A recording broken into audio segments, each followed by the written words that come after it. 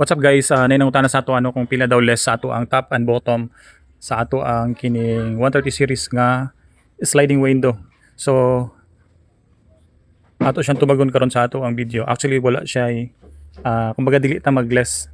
Instead mag-additional ta o gamay nga sukod para ma-arrive nato ang atong cutting sa ato ang top and bottom rail para sa iyahang glass panel. So again kining ato ang gibuhat is 130 series nga aluminum profile from DMX. This is a high-end profile sa mga sliding windows and door.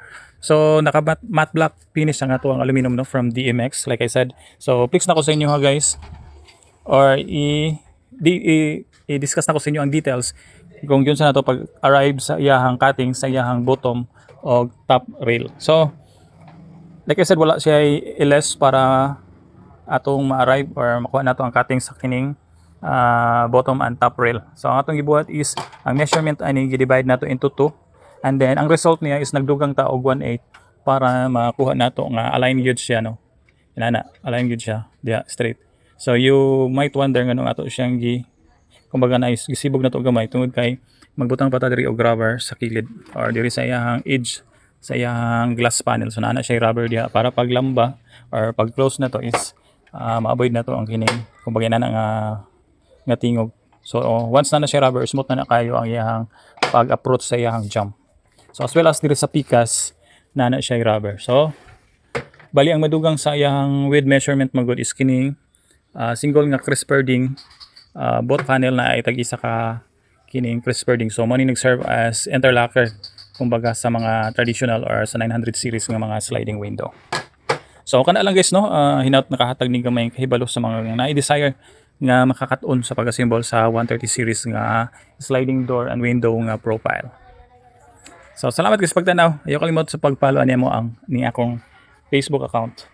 Kay kanunay ta diri nagpaambit og kahibalo bisan tuod og kanang muna na no, still we wanted to share our knowledge. Kay kung mapalit magug kaani sa kanang supplier, so most likely dili nila ginahatag ang cutting last. So kumbaga na sila yung mga available nga mga sample nga parcel o gatong mga naka-angle ng mga aluminum as reference sa imong pag-assemble.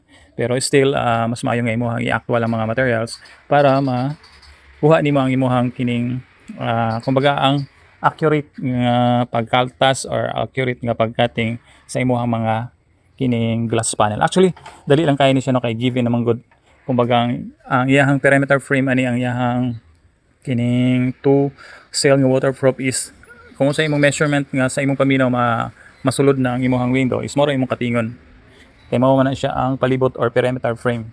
So if you wish magbutang og clearance, i-less nimo gamay imong measurement para wala na kay problema sa pag-install, so mas maayo. And then pag ma-arrive na nimo na siya, ma-symbol na nimo, then nimo i-cutting na dayon ang kining mga glass panel, which is dali na lang kayo no, basic na lang kumbaga kining imuha na lang initiative kung imuhang sundon kung unsay accurate nga measurement para masulod ang imuhang glass panel. So inana gyud sa kadali. Ang naka-disadvantage lang ani nga profile, medyo pricey ang iyang costing kay lagi layo kayo sa ato ang supplier. At the same time sa ako nagikaingon, this is a high-end nga profile.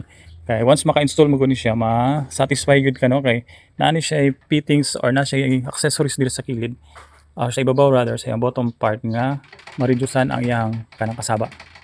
So i-adjust lang to nimo, i-tight nimo siya para smooth na gyud og i-slide at the same time less og friction kumbaga or less og kalog ang imong mga glass panel. So kana lang no, salamat kay sa pagtan-aw.